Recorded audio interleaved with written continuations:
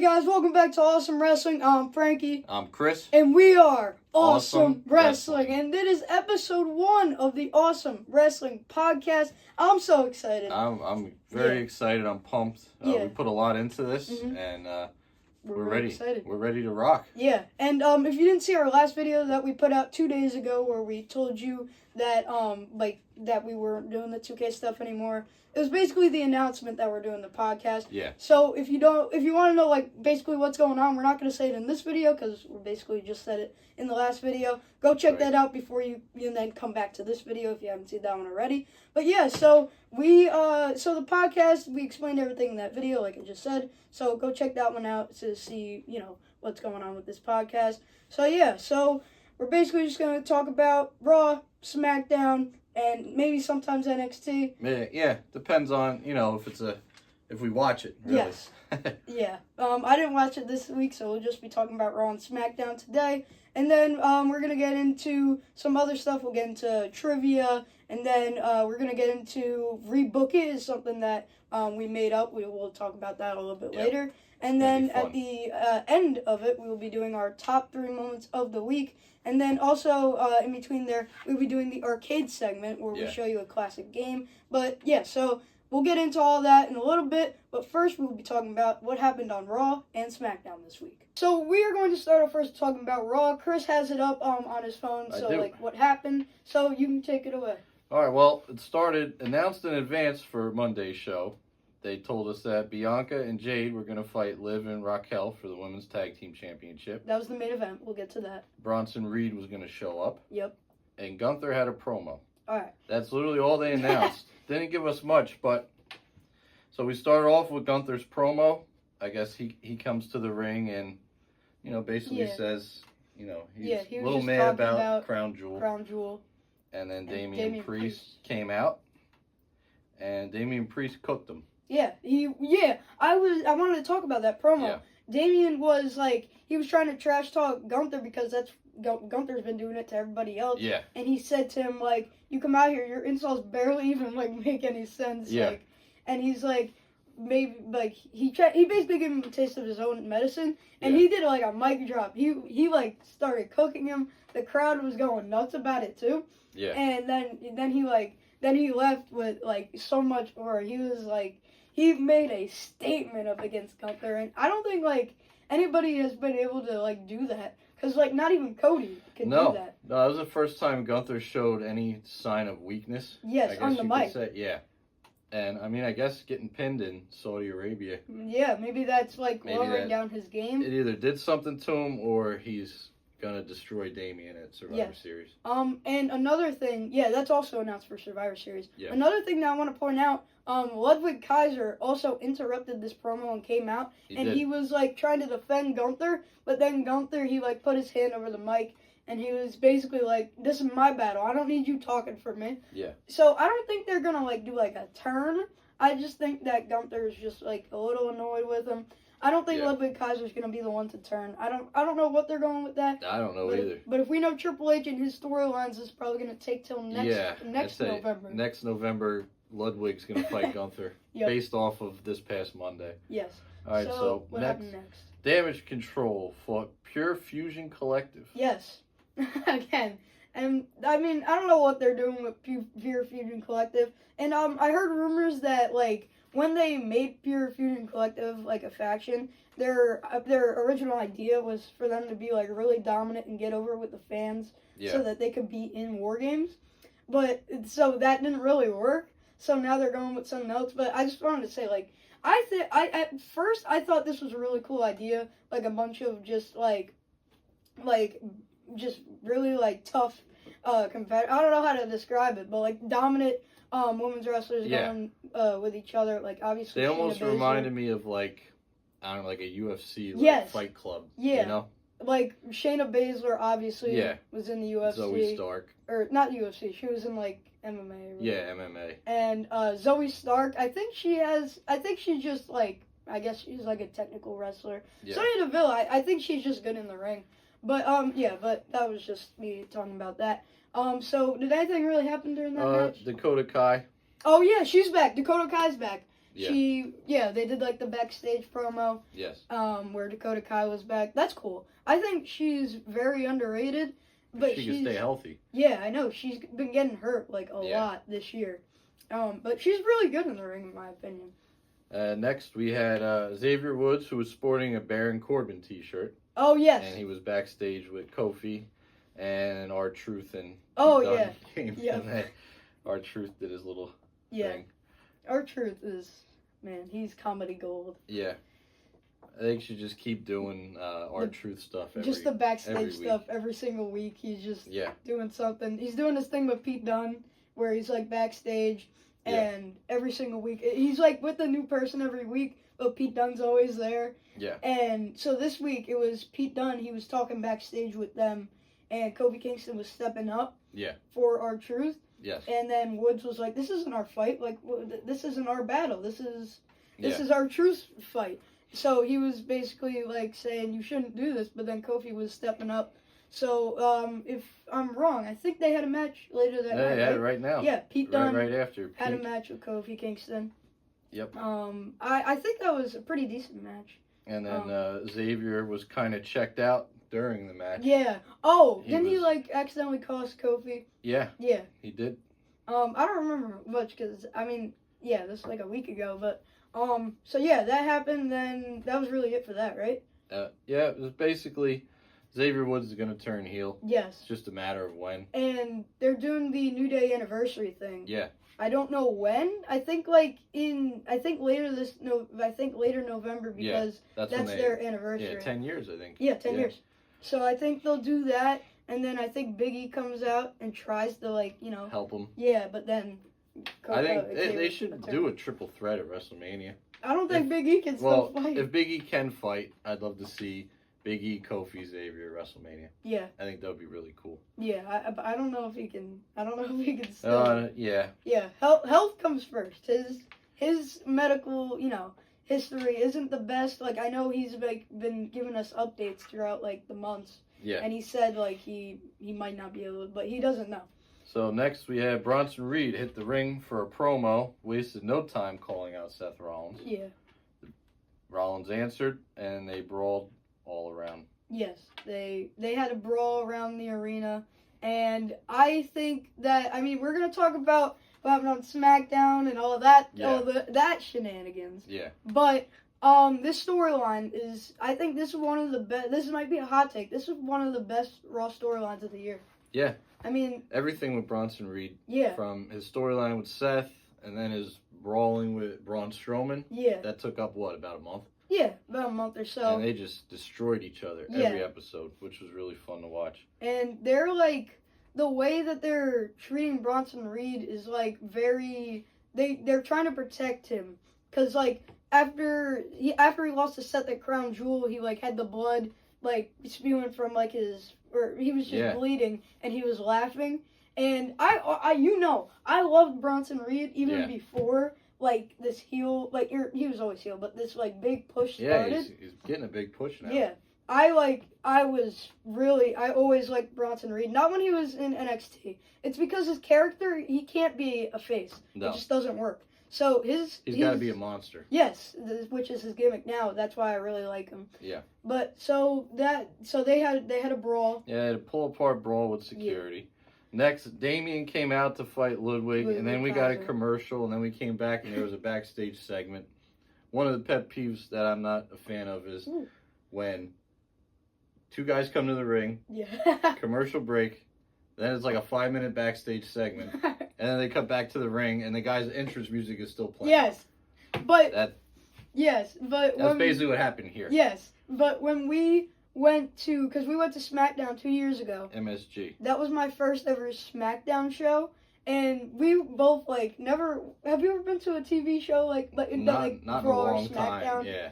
But so we discovered that Karrion Kross, he was having a match with AJ Styles. His entrance happened before the break. Yeah. And then when they had a backstage segment. But once the commercial break hit, when they were showing the thing, his entrance music wasn't on. It just stopped. And then after the backstage segment was done, they played the middle of Karrion Kross's theme song. They paused it, basically. To make it like sound like it's been on the whole time. I get it. They're trying to fit more backstage stuff Yes. in, but so that backstage segment we speak of was Sami Zayn approached Seth Rollins Yep. about teaming with the OG Bloodline at Survivor Series. Yes. And Rollins said, "Why would anybody want to stand besides Roman, given everything he's done?" Exactly. But I want to talk about that once we're done talking about SmackDown. I want to talk about the whole Bloodline situation. So yeah, and I know we're gonna get to it, but Jimmy, Jay, and Sammy all went up to somebody, and yeah, I don't know if we're gonna. I think it's one of these next ones, but yeah. Yeah. Well, yeah, in that match, back to the match. Yeah. Damian, he beat Ludwig, but it was a good match, competitive match. Yeah. Ludwig's one of the most underrated guys. He's I think. very good. I actually watched this match. It was actually pretty decent. And then Gunther came out and tried to, do something, and Damian Priest kind of chased him away and stood tall. So they made Damian Priest look strong this episode. But Damian won, like he should have. Yeah. But next up, Karrion Kross threatens The Miz. Yes. So I know what happened during this segment. This is one of my favorite segments of the night. So Miz is backstage. He comes across the Final Testament. And Karrion Kross is like, "Where have you been? What happened last week?" And he says that, The Miz said that, "I'm a changed man, and I'm done with the Wyatt Six. I'm done with all this chaos with them, and I'm just done with it." And then Karrion Kross, he said, "I'm going to break your legs." Yeah. So him and AOP, they threw him out to the ring, and they were about to beat him up. And then the Wyatt Six, the lights went out, Wyatt Six came out, Bo said, "We're here." And then they were about to beat him up, but then Miz. Wyatt Six. Wyatt Six, baby. And then the Miz, he hit Eric Rowan with a nasty chair shot to the back. Yeah, he crushed him. Classic Miz heel tactics. Yeah. He takes out Eric Rowan and teams with the Final Testament. What do you think about Miz in the Final Testament? I think they had nothing else for him. Yeah. But it makes sense, the storyline with Bray. I'm sorry, not with Bray, with Bo. Howdy. Yeah. Well, Bo Dallas being part of the Miztourage. Yes, that's really cool. That's what I was getting at. And I'm excited to see where it goes. Yes. I think, everything with the Wyatt Six is good. It's just so good. And I know you might disagree with me, but I like how Triple H is kind of like, they have a storyline, they have a match, and then you don't really see them for like 2-3 weeks. I don't like that. And then they come back, and it's just, they're keeping them fresh. They don't want to shove them down everybody's throats every week. That's what they're doing. But they've always done that. Even with Bray, they always used to do that. Yeah. But, because Bray Wyatt's my favorite wrestler of all time, and it would always make me so mad when they would, I get it. Obviously I get it. But they would he would have a rivalry, and then, a month later, he'd come back. It's just, I want to see, They used to try to do that with The Undertaker back in the day. Yeah. Where he would fight, then you wouldn't see him for a month, and then he would just randomly show up and, challenge, Nails or Kamala, whatever. I was thinking of 92. Yeah. But then, also, it's also kind of good because then you never know when they're going to come out. Exactly. And then when they do come back, you're surprised. Yes, and then you're, excited. But then you get, looking forward to them coming out every week. And then all of a sudden, you're like, where's Wyatt Six? And they come out, every other week. But I still love the Wyatt Six. They're my favorite faction. So do I. And next was the main event. It was Bianca and Jade versus Liv and Raquel. And I'm not gonna lie. So at the end of the match, it was an alright match. But towards the end of the match, Tiffany Stratton and Nia Jax, or was it just Tiffany Stratton? Just Tiffany Stratton. Yeah, it was just Tiffany Stratton. She came out and she tried to help out Liv and Raquel. Or no, yes. So and then Liv and Raquel, I thought they were gonna win. They were about to win. I think, I don't know, they hit them with their finisher or whatever. 1, 2, and then they barely kicked out. Yeah. And then I said, oh, I guess they're winning. So I thought Liv and Raquel were going to win because, it was the main event, so you never know. Yeah. With Triple H. Naomi saved the day for Jade and Bianca. Mm-hmm. She took out Tiffany. Yeah, and then they had the whole, tease of War Games yes, at so, the end. War Games is probably going to be Jade, Bianca, Naomi, and Io, I think. Yeah, she's got to be in it so she could do some crazy moonsaults or garbage can spots like she did in the past. And then... Probably Kari. Yeah. because That's probably Kari. pretty solid team. And then Nia Jax, Liv Morgan, Tiffany Stratton, Raquel Rodriguez, and I think Candice LeRae. Yeah. Because we'll talk about it in a little bit, Yeah. but on SmackDown, Candice did something to basically kind of solidify that she's going to be on their War Games team. So, if you had to give this Raw episode a grade, what would you grade it? I think it was pretty decent. I'm going to give it a 3.5 out of 5. I probably am right there with you. It was nothing crazy to the episode, but it was good enough. Yes, and I mean, there's something I guess that they didn't add. Jimmy Uso talked about Braun Breaker. Yeah. About joining the War Games team. That wasn't in here, but yeah, I remember that part. And Sammy Uso. Sammy Uso. Sammy Uso. Sami Zayn, like we said, I meant to say Jimmy Uso. No, I meant Jay. I don't know what I'm saying. I get all the brothers mixed up. Jay Uso was talking to Rey Mysterio backstage. And another thing that I guess wasn't on there, Dom was talking to Finn. Yeah. And he was like, he said, I did something that you couldn't do. I beat Damien. Yeah. And that's right. like they were getting really pushy. A little tense they were for getting, the Judgment Day. Yeah, so there's some cracks forming in the Judgment Day. So that was Raw. So we both give it a 3.5 out of 5. Yeah, 3.5 out of 5. So now we're gonna move on to SmackDown. All right, we're going to be talking about SmackDown now. That was it for Raw, and I thought SmackDown was amazing this week. Really good show. We'll give our ratings at the end. I will say this: I think the 2-hour show is a million times better than the 3-hour show. That's just me. Right. I know they're moving SmackDown to 3. Yes, I want to talk about this really quick. Just really quick. I want to talk about this. How do you? I do not want SmackDown to move to 2 hours. Because it's fun for us. Because Friday night Frankie comes over. We watch SmackDown from 8 to 10. 10's probably past your bedtime. No, I go up at 10. And it's good. But now SmackDown's going to be on from 8 to 11. Yeah.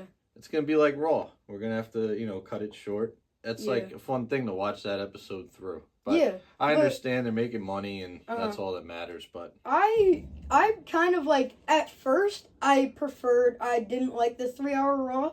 But then when Triple H took over, he made it watchable. Yes. Because Raw used to be horrible. Yeah, the 3-hour Raw. 3 hours was just a drag. 2019, 2018. 18 and 19 was very rough. Yes. I think now they're changing it back to 3 hours. Yeah. I think it's better now. But I think SmackDown should always and forever be 2 hours. Yeah. It's like, it has no need being that long. But I'm not excited for 3 hour SmackDown. But, I mean, you want to know what would be cool if they started it at, because we're in Eastern time. So 7. Yes. What if they started at 7? And then from 7 to 10. Yeah. I agree. It still ends at 10. Triple H, if you're watching. Yes. You got us. Yes. All right, so SmackDown. It opened up with Cody Rhodes coming on. To kick off the show, and they replayed Kevin giving Randy the devastating pile driver. Oh my God. The most devastating move of all time. Nick Aldis came out and said that, Kevin Owens wasn't in the building. Yeah.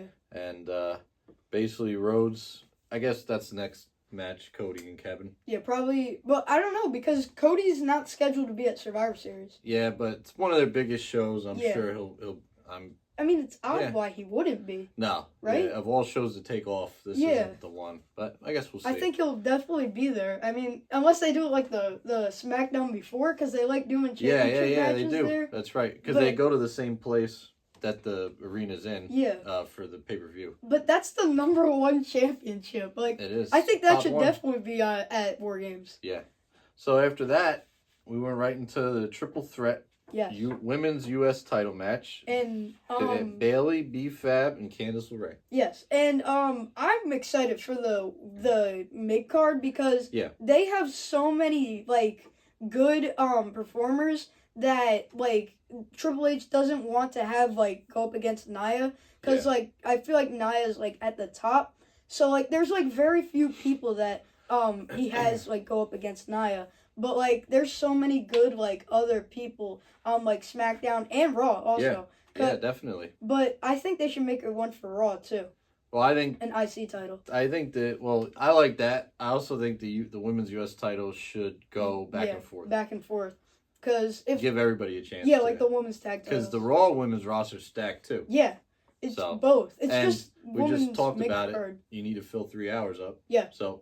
add another title match, make people watch. Yeah, so who was in the triple threat? It was Bayley, B-Fab, Candice LeRae. It was actually a really good match. We watched it. And B-Fab looked awesome. Yeah. It looked like she's been wrestling for like 20 years. Yeah, and we looked up on cagematch.com that, or is it not? Whatever. It's cagematch.something in German. Yeah. She like has been training on house shows. Yeah.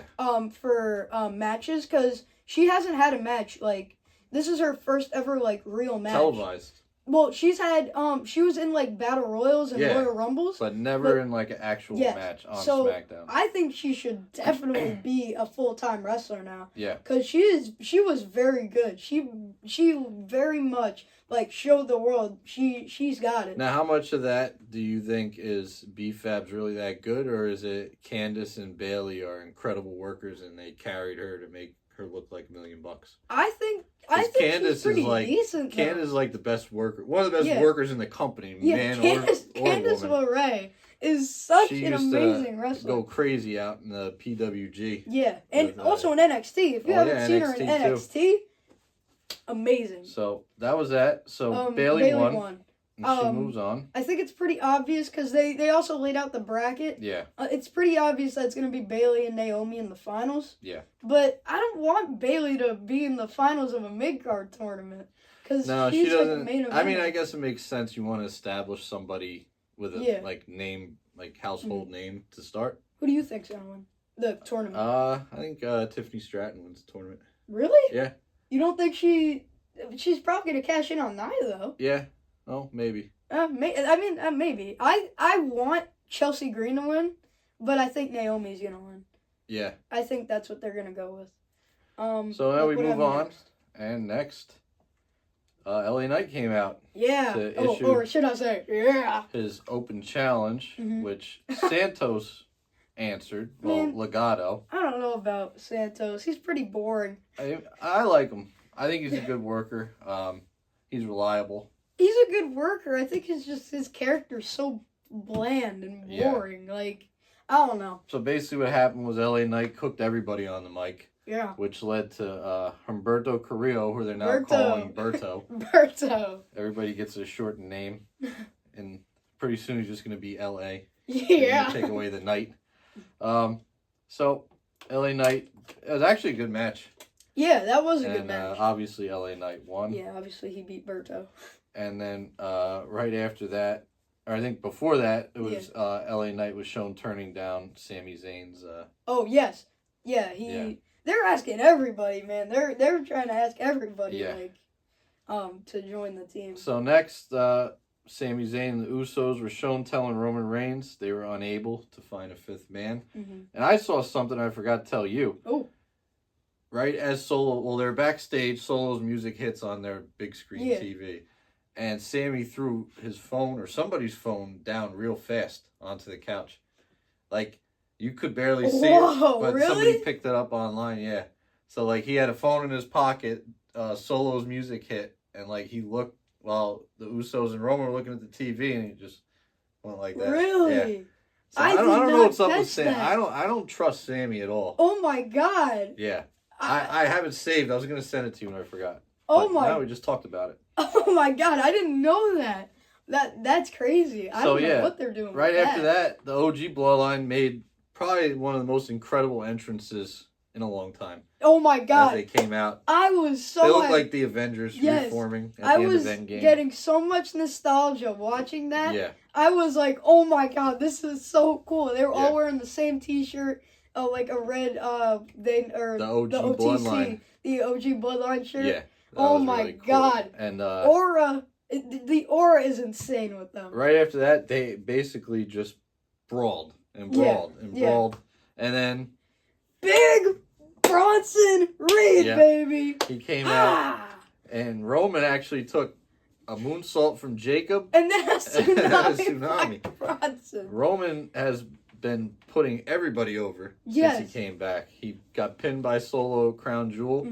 Now he's taking bumps from 300-pound men from the top rope. Yeah. Good for him. Let me tell you something right now. Yeah. Tsunami off the top of the cage. I can feel it. Yeah. War Games. I can't wait. It's going to be Solo, Jacob, Tamatanga, Tongaloa, and Bronson Reed versus Roman, Sammy, Jimmy, and I think Seth Rollins. Yeah, I think so too. It's gonna take a lot Of for convincing. Yes. Yeah. And I think that the Bloodline is going to cost Seth this Monday.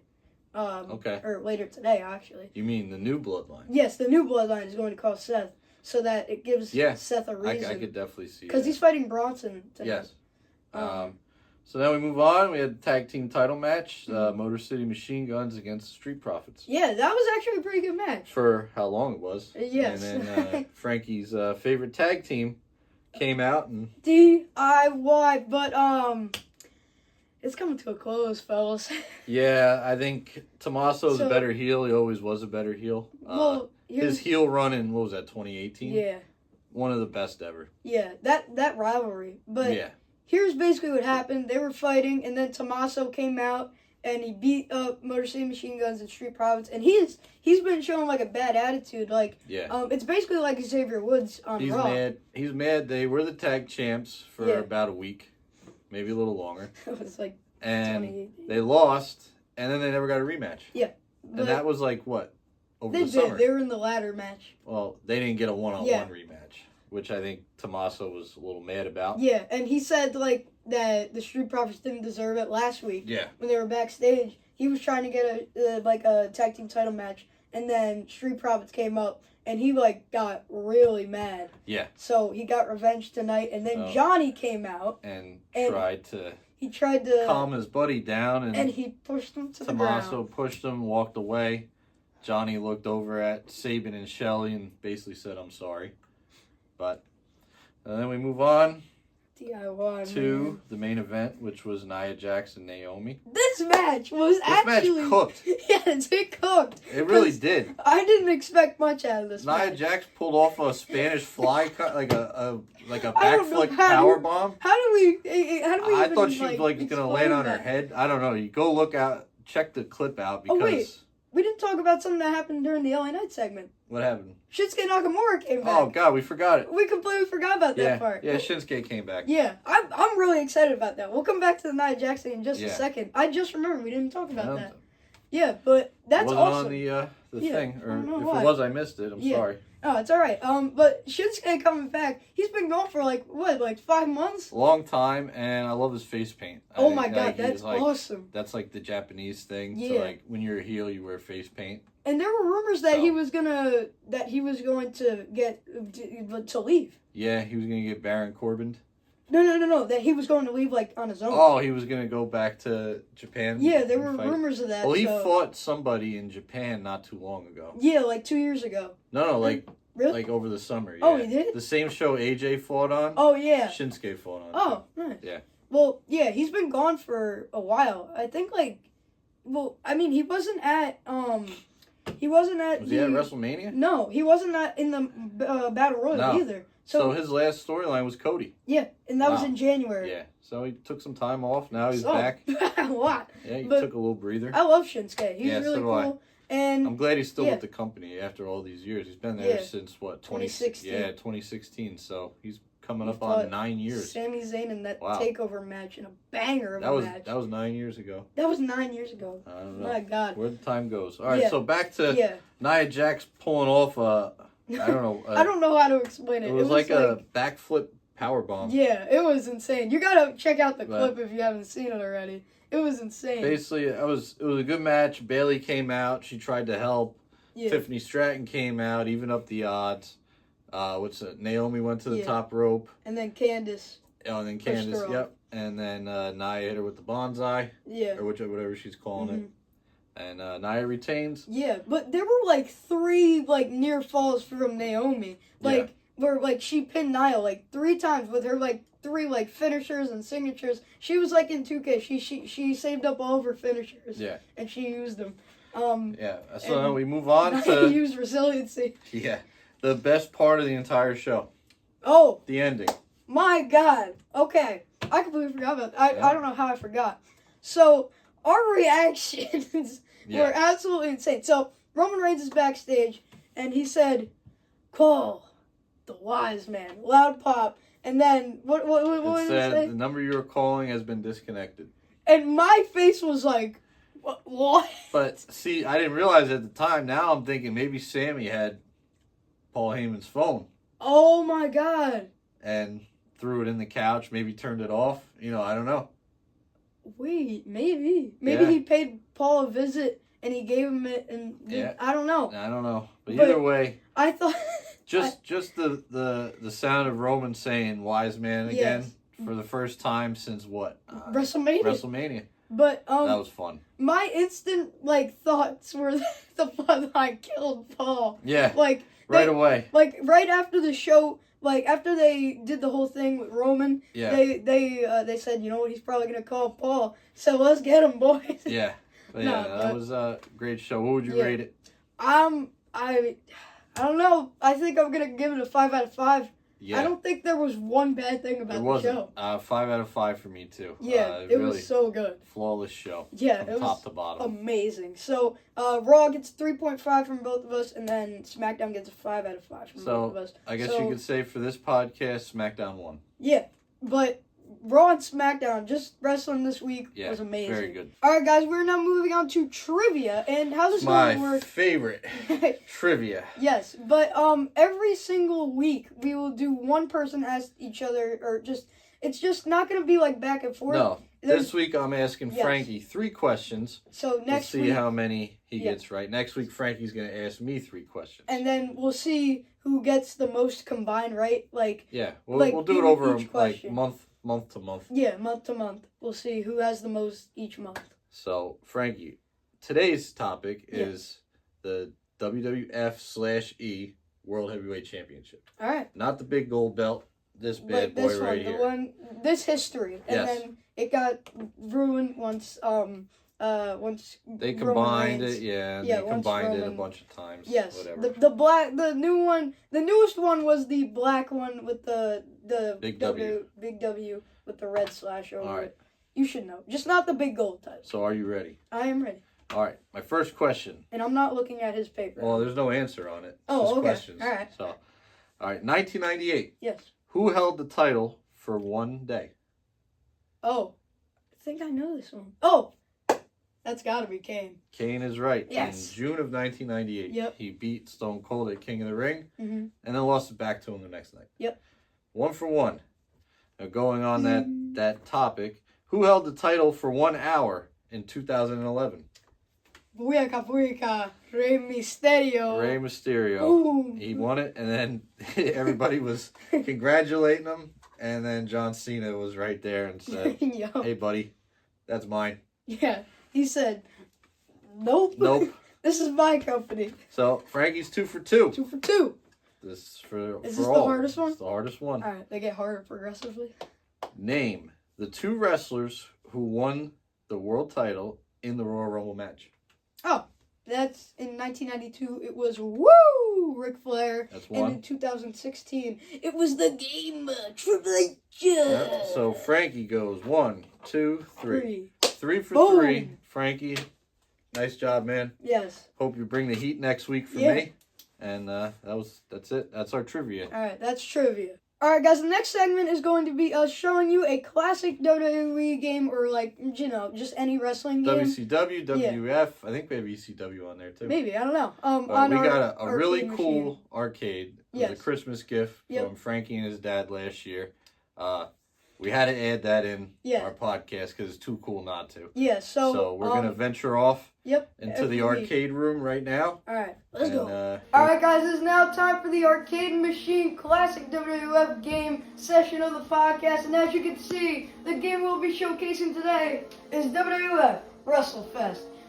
And as you can see, we have it all around the arcade machine as well. But this arcade machine has literally every single arcade game you can think of on it. But so we're going to be showing you the WrestleFest game. So as you can see, if you want to come over here and look, show them. We have the Royal Rumble Battle Royal feature, or the Saturday Night's Main Event Tag Team Match. These are all the people that you can choose from. But there is a time limit, so I can't say all the names. But those are all the people. I'm just going to do a little test thing just to show you guys, to showcase it.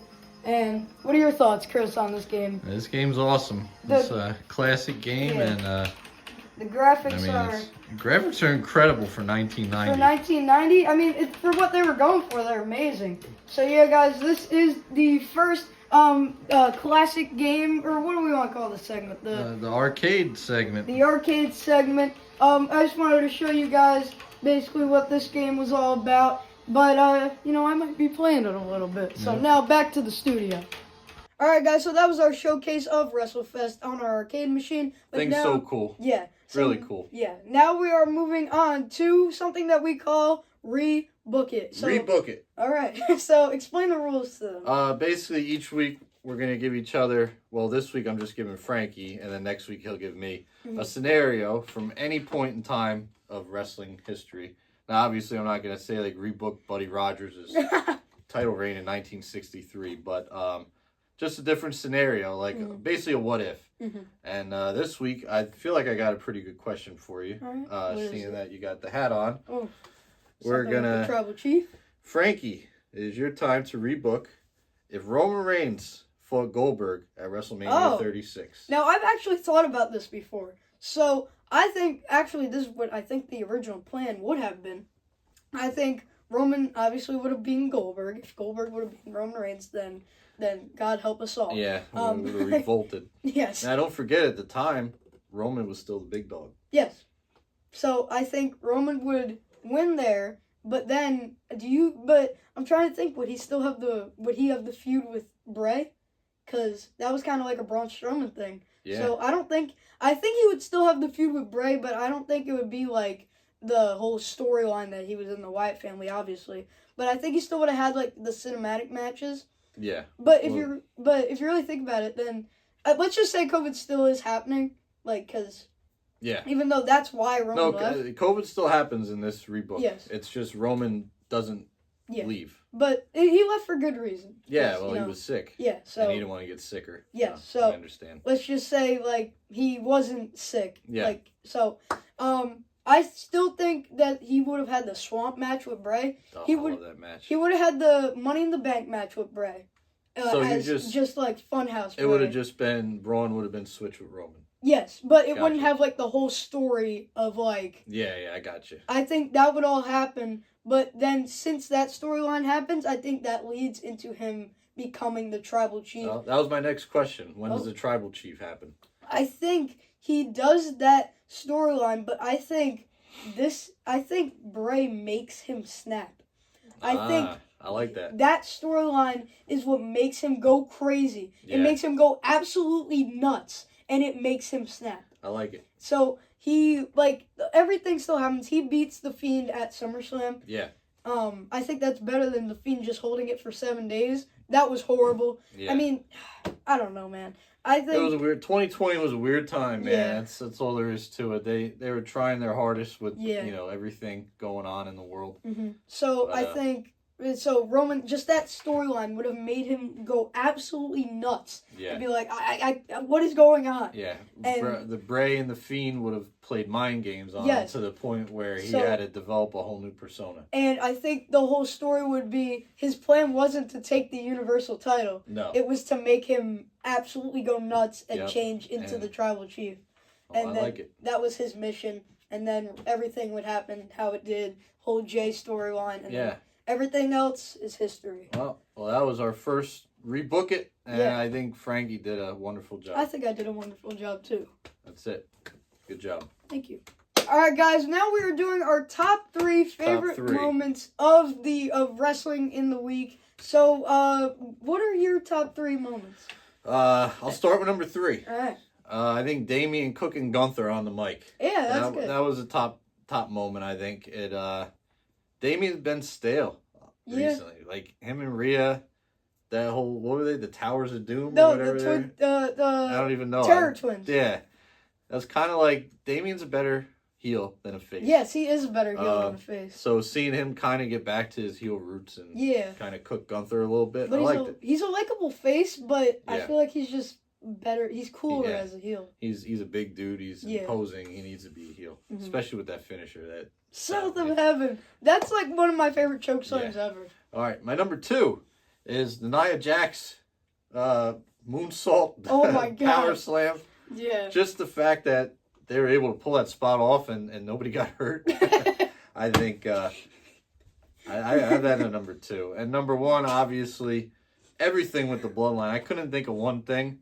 I think between like the backstage interactions with like Sammy trying to get recruit guys, the little nugget of Sammy throwing the phone. That's just Jacob Fatu. He'll be number 1 on my list every week if I could. And then obviously the end when Roman called Paul and nobody answered. That's your number 1. All That's right. my number 1.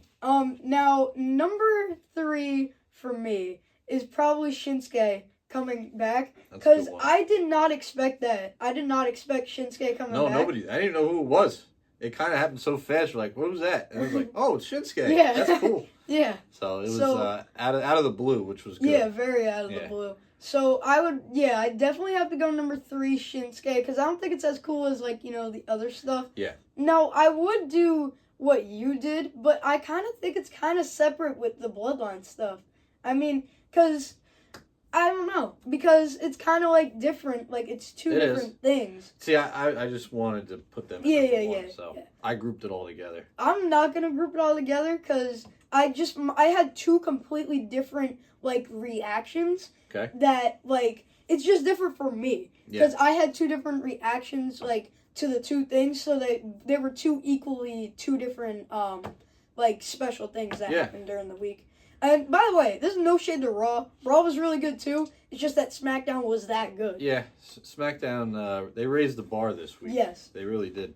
So number 2, I'm gonna go with Bronson Reed coming out. Yeah. And did you see the exclusive that they did? That like Solo said he basically they basically announced that he's on the team. Not to cut you off, but Solo has been crushing it on promos. Yes, he is amazing. He's going from that Roman's little cousin that they're trying to push to, man, this guy's a real deal. Yeah, because like I was trying to think who was really bad last year, but made a massive step up this year. Improvement is Solo Sikoa. Yes. He's basically, I mean, he kind of carried the storyline throughout the summer until Roman came back. Yeah, so. I mean, the only person to pin John Cena, Cody Rhodes, and Roman Reigns, clean. Yeah. They got big plans for Solo. Yeah, that's insane.